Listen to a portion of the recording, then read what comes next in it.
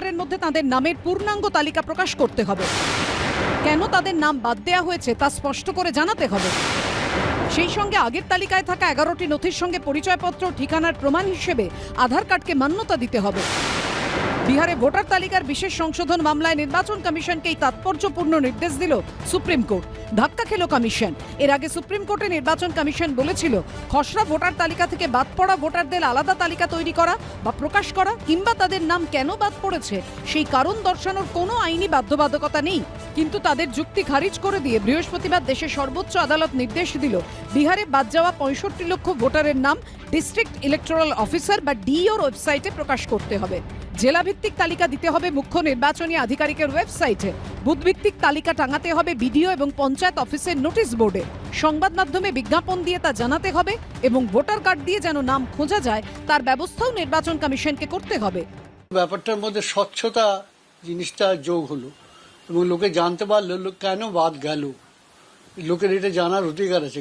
এই যে পদক্ষেপ সুপ্রিম কোর্ট নিয়েছেন সেটা গণতন্ত্রের ভিতকেই শক্ত করবে বলে আমার ধারণা।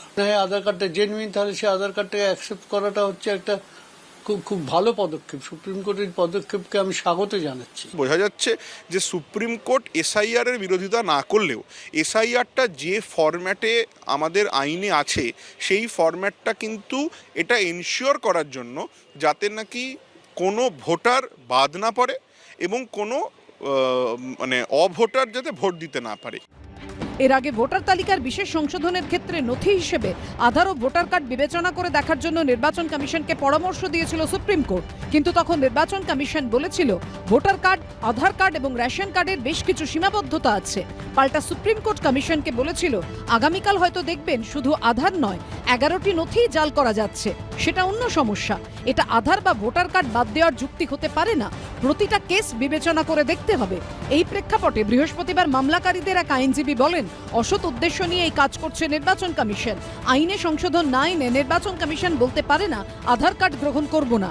এরপরে বিচারপতি সূর্যকান্ত অন্তর্বর্তী নির্দেশে বলেন, কোনো রকম সমস্যা হলে পরিচয় এবং বাসস্থানের প্রমাণ হিসেবে আধার কার্ড নিয়ে নির্বাচনী আধিকারিকদের দ্বারস্থ হতে পারবে সাধারণ মানুষ। আধার কার্ডও যে গ্রহণ করা হবে তা নিয়ে আলাদা করে বিজ্ঞপ্তি দিন। ভোটার কার্ড দিয়ে যেন ভোটাররা তাঁদের নাম খুঁজতে পারেন তেমন ব্যবস্থা করুন। বিচারপতি বাগচি কমিশনের আইনজীবীকে বলেন, আপনাদের কাজে আমরা বাধা দিতে চাই না, তবে আপনার আচরণ যুক্তিসঙ্গত হতে হবে।